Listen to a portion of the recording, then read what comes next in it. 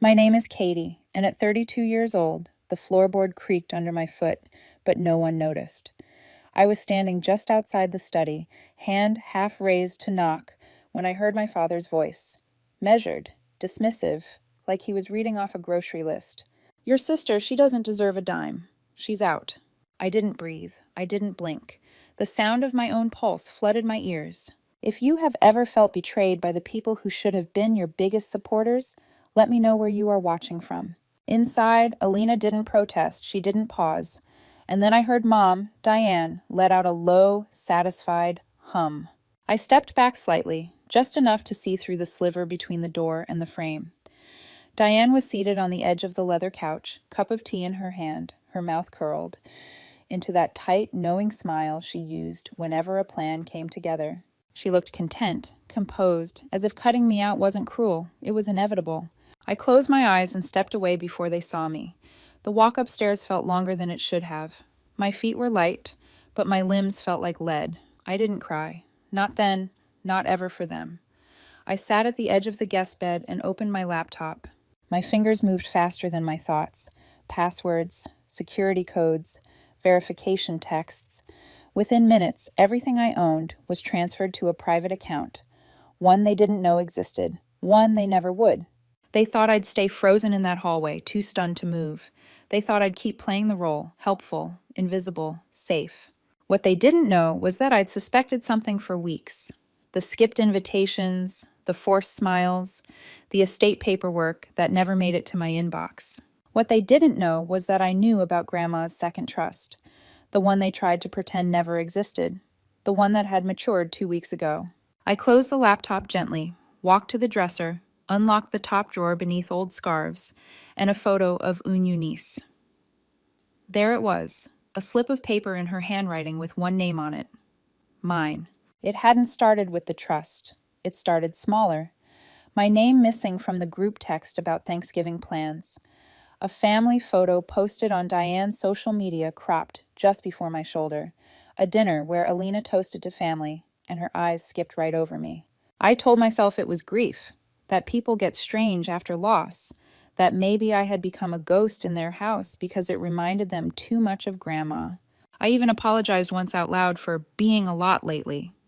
No one corrected me. Looking back, I see it now for what it was, rehearsal.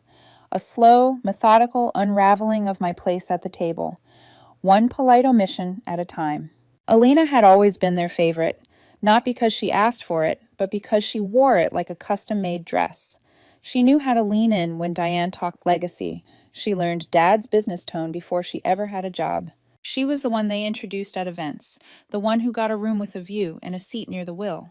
And I was useful, quietly, invisibly. The one who helped Grandma balance her books when the tremors in her hand got too strong. The one who wrote the thank you notes Diane couldn't be bothered with. The one who held everything together so they could pretend nothing was falling apart. I had told myself that being good would be enough, but Alina was always 5 steps ahead, and Diane played the long game. That smile I saw yesterday, it wasn't new. I'd seen it before during Christmas when I showed up with gifts and found out the dinner had been moved. During Grandma's funeral, when I gave the eulogy and no one clapped, but Diane said, "That was brave." I just hadn't known what I was looking at, until now. I unfolded the slip of paper from Eunice's drawer and read it again, the ink still crisp despite the months. There was an address, a name, and a key taped behind it. The key fit perfectly into the lock beneath Eunice's old sewing desk. I hadn't touched that drawer in years. Grandma used to joke that it held memories better left folded, but when I slid it open, the contents didn't feel like memories. They felt like instructions. There were 3 things inside. The first, a legal envelope, heavy and embossed, marked Amendment to Last Will and Testament. I recognized the notary seal, the witness signatures, the date just 1 month before Eunice passed. My name was printed cleanly on every page, my name and only mine. The second was a voice recorder. I pressed play with hands steadier than they should have been. Her voice filled the quiet, soft but certain. "If they try to twist this, Katie, you show them this tape. I trust you. Only you." It wasn't long, just 23 seconds, but it said more than Diane had said to me in years. The third was a note, 4 lines in Une Eunice's angular handwriting, slanted from decades of ledger work. Blood doesn't make them worthy. If you're reading this, they've already turned on you. Take what's yours. Don't look back. I sat back in the chair and stared at the words until they blurred. Not from tears, but from recognition. She knew. Not just about the money. About them. About how they'd twist legacy into leverage. How they'd dress up erasure in polite tones and legal briefs. She knew they'd weaponize tradition and make me feel like the one who failed to belong. And still she gave me this. Not just the will, the clarity, the voice, the proof. I packed the envelope, the note, the recorder, every piece of her final move, and slid them into my bag. By morning, I wasn't going to ask for space at the table anymore. I was going to lay the truth flat on it. The kitchen was already humming when I walked in. Alina sat perched at the end of the island, coffee in hand, legs crossed, like a woman who had already won. Dad flipped through printed spreadsheets, his reading glasses sliding down the bridge of his nose. Diane stood at the stove, stirring oatmeal, humming a familiar tune like we were all just another family starting another peaceful morning. None of them looked up when I entered. I pulled out the manila envelope from my bag and laid it flat on the counter between the croissants and the legal pads. Alina noticed first. Her eyes flicked from my face to the envelope and then narrowed. "What's this?" she asked, the words more reflex than question. Dad didn't look up. "We're in the middle of something. Katie, could this wait?"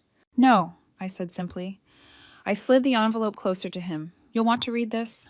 Diane turned, wooden spoon still in hand, and glanced at the seal. Her smile faltered, but just slightly. Alina scoffed. "Seriously? You brought your own paperwork. Is this some attempt to insert yourself again?"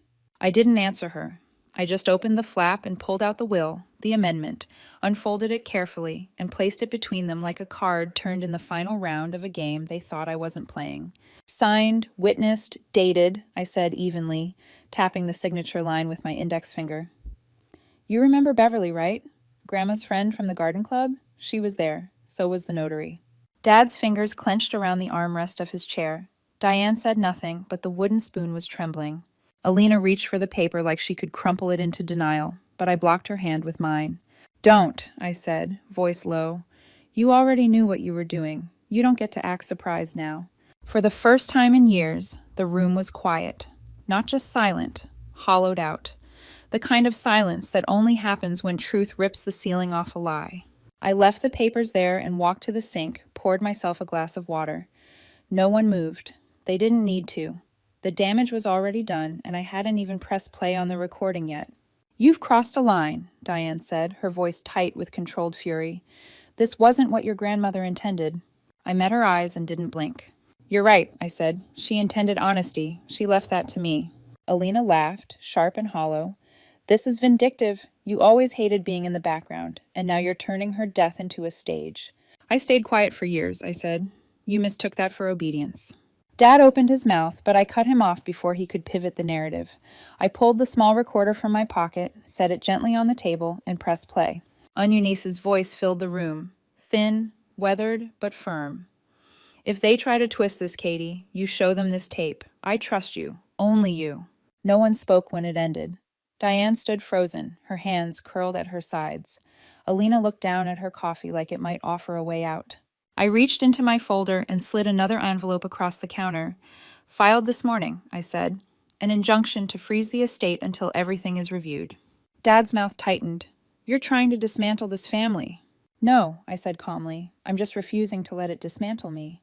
I gathered the documents, slipped them back into my bag, and walked toward the door. No shouting. No final word. Just footsteps across hardwood. Let them sit in the silence. Let them wonder what else I had prepared. I stepped into the hallway and pulled out my phone. A text waited for me from my attorney. "Injunction accepted. Funds are frozen pending review. You're in control of next steps." I stared at the screen a moment longer, then turned off the recorder in my hand. I wasn't just their daughter anymore. I was the executor of the truth. The elevator opened onto the executive floor of Maddox and Langley. The receptionist glanced up, startled, then quickly stood as I passed. I didn't pause. I walked straight into the boardroom where 5 of the senior partners were already seated, murmuring over financial projections and Q3 forecasts. Their conversation stopped when they saw me. Katie Thomas, the senior partner, squinted. "We weren't expecting you."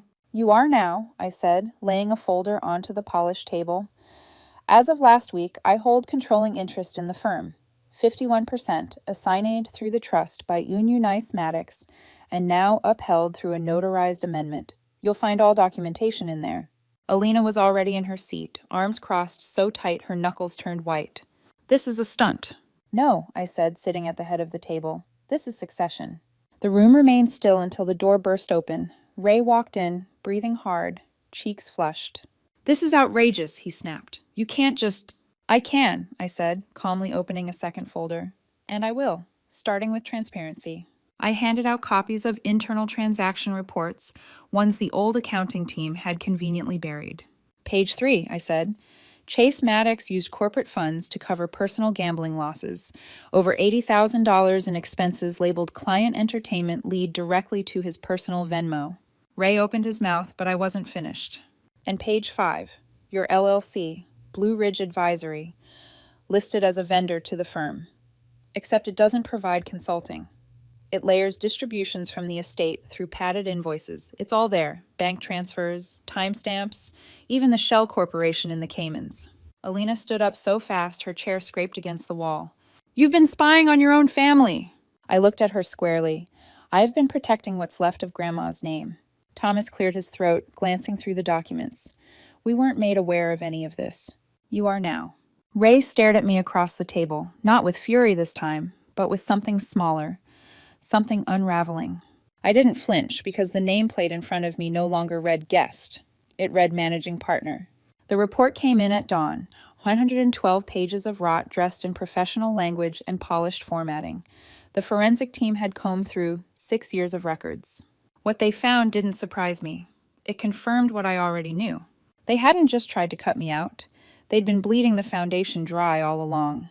A 6-figure string of consulting fees traced back to an account in Alina's name, one she opened right after Grandma's first hospitalization. Dozens of fake invoices billed to departments that didn't exist. Equipment rentals that never arrived. Shell companies registered to P.O. boxes in Florida, Delaware, and Zurich. And then the final piece, an offshore account tied directly to Diane, quietly named under a holding firm with no physical office. The lead investigator didn't even look shocked when he handed me the summary. "You've got enough to file," he said, "criminal and civil." I nodded once. Then I forwarded the entire report to the legal team with one line in the email: "Proceed fully." By late morning, my attorney called. "We can file the charges today, but you need to be certain. This will be public, loud." "I am," I said. "This isn't about vengeance, it's about respect. For Grandma, for what she built, for what they were supposed to protect." He was silent for a moment, then said, "Understood. We'll initiate proceedings this afternoon." I ended the call and looked out the office window. Below, the city moved on without hesitation. People walking to coffee shops, glancing at their watches, unlocking front doors. That was the part they never understood. I never needed to win to feel whole. I just needed the lies to stop. The report sat open beside me, page after page. I highlighted sections and left notes for the compliance team. I didn't flinch when I got to the numbers tied to my father's retirement fund. I didn't pause when Alina's signature showed up on falsified contracts. Because healing doesn't mean staying quiet. It means telling the truth out loud, on record, with your name signed underneath it. And my name wasn't going away. It was just beginning to mean something again. The message came through just after noon, a simple text. 1 hour, no lawyers. You owe me that much. I didn't respond. I just showed up. The garden behind St. All was almost too quiet, the same bench where Eunice used to sit during choir practice. The same flower beds Diane had once pretended to care for. Phone tucked behind her sunglasses, whispering to the estate planner while pruning roses. She was already there when I arrived, wearing white, clean lines, not a wrinkle in sight.